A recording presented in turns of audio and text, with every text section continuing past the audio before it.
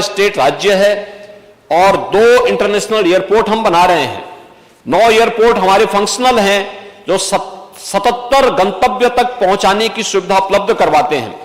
और साथ साथ उत्तर प्रदेश में 10 नए एयरपोर्ट पर वर्तमान में कार्य चल रहा है, जिसमें से 5 के एमओयू हमारी एयरपोर्ट अथॉरिटी ऑफ इंडिया के साथ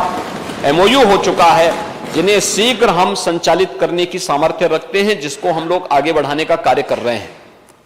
बेहतरीन कनेक्टिविटी ने उत्तर प्रदेश के अंदर विकास को एक नई गति दी है और उसी विकास की प्रक्रिया को ध्यान में रख करके बेहतरीन कानून व्यवस्था, बेहतरीन यहां पर मैन पावर, हमारे पास देश का सबसे अच्छा युवा हमारे पास है, सबसे ऊर्जावान और प्रतिभाशाली युवा हमारे पास है। उस युवा के स्किल डेवलपमेंट के लिए हमें क्या कुछ करना है, स्थानीय नौजवानों को स्थानीय स्तर पर रोजगार प्राप्त हो सके, इसके लिए हम लोगों ने इस व्यवस्था में यह कार्य यहां पर प्रारंभ किया और इसीलिए इस अनुपूरक बजट को सदन के सम्मुख लेके आना पड़ा है, जो 33,769 करोड़ 55 लाख रुपए का एक कुल अनुपूरक बजट है। महोदय, बजट हमारा जो मूल बजट आया था, जो उसे मिलाकर के अगर हम देखेंगे तो यह अब मिलाकर मूल बजट हम लोग लेकर आए थे, वह आया था 6,15,000 करोड़ रुपए का आया था और अब ये मिलाकर के लगभग 6.5 लाख करोड़ रुपए का बजट हमारा पूरा 22-23 का उत्तर प्रदेश जैसे राज्य के आकार के अनुरूप ये बजट बनने जा रहा है। इसमें जिन चीजों पर हम लोगों ने ज्यादा फोकस किया है और वह है कि एक तो $1 ट्रिलियन की इकोनॉमी की जब हम बात करते हैं तो उसकी कुछ प्रमुख शर्तें हैं और उसमें जो महत्वपूर्ण गति दे सकता है, इसमें एक अर्बनाइजेशन उसकी एक महत्वपूर्ण शर्त होती है। हमने प्रदेश के अंदर नए नगर निकायों के गठन भी किए, नए शहरों के विकास के लिए भी कार्य कर रहे हैं, कुछ नए मॉडल इसके लिए तैयार किए जा रहे हैं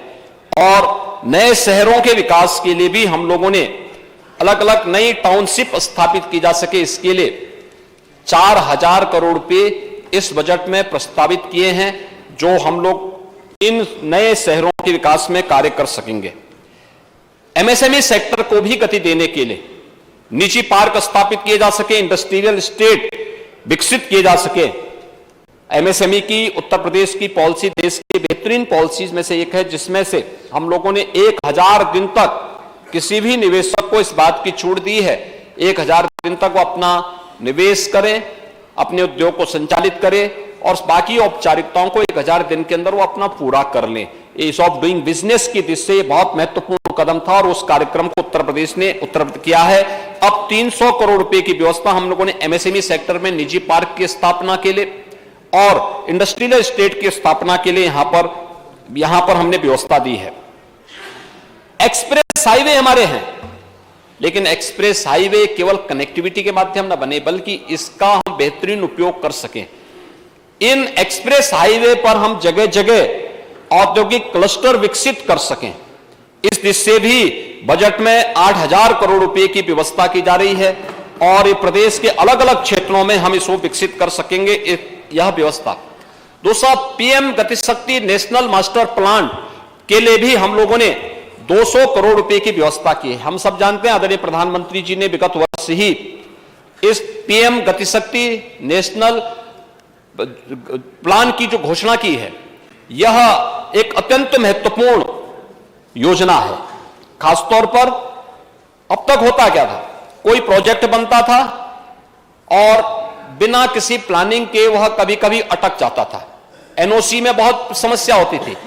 अब किसी भी प्रोजेक्ट को प्रारंभ करने के पहले आप पीएम गतिशक्ति नेशनल जो प्लान बना है, उस प्लान के अंतर्गत उसको आप डालेंगे, अपने आप ही आपको पता लग जाए कि इसका अलाइनमेंट की मार्ग में कोई बैरियर तो नहीं है। बैरियर है तो इसको हटाने के लिए क्या प्रावधान होने चाहिए और उस पूरी प्रक्रिया को ऑटो मोड पर उस पूरे कार्यक्रम को हम आगे बढ़ा सकते हैं। बहुत बार होता क्या था, जैसे हम लोग जाते हैं बलिया ही जाते हैं, तो बलिया जाने के लिए देवरिया से बलिया जाते हैं तो भागलपुर का एक ब्रिज है, आप देखते होंगे भागलपुर का ब्रिज साल में एक बार कई दिनों के लिए बंद होता है, क्योंकि उसकी मरम्मत की कार्रवाई होती है। और मरम्मत कहां, अक्सर होता था, अक्सर हम लोग देखते थे। प्लानिंग के समय कमी, अलॉटमेंट वहां पर या तो सॉइल टेस्ट में या फिर उसके अलॉटमेंट में कहीं ना कहीं उस समय कोई गलती थी जिसको समय रहते उसका समाधान नहीं हो पाया। कारण है जिंदगी भर वह कमी उसकी बनी रहेगी। आज के दिन पर पीएम गतिशक्ति आपको इस प्रकार की सुविधा उपलब्ध कराने जा रहा है कि आपके सामने पहले से ही इस प्रकार के अलॉटमेंट को तय करने के लिए पूरा ऑप्शन होंगे कि आपको कहां पर इस परियोजना को लागू करना है, जिससे आने वाले समय में इसका भरपूर लाभ लोगों को प्राप्त हो सके। और इसके लिए भी हम लोगों ने बजट में 200 करोड़ रुपए की व्यवस्था की है और साथ साथ अन्य सभी कार्यक्रमों को लेकर के भी ग्लोबल इन्वेस्टर समिट, उससे जुड़े हुए इंसेंटिव, उससे जुड़े हुए अन्य तमाम कार्यक्रमों के लिए भी हम लोगों ने इस व्यवस्था को यहां पर दी है। अन्नदाता किसानों के उसको ध्यान में रखते हुए भी पहली बार हुआ आजादी के बाद जब अन्नदाता किसानों के निजी नलकूप में जो हम लोगों ने टैरिफ में 50% की छूट दी थी, उसके कारण पावर कारपोरेशन को जो लॉस हुआ होगा उसके लिए पावर कारपोरेशन को 1250